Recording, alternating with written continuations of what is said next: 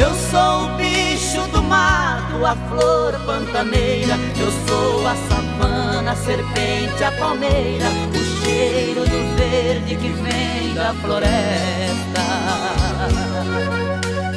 Sou o cavaleiro do mundo, eu sou a boiada. Eu sou o estradeiro e o pó da estrada. Sou crença nos olhos dos homens ateus.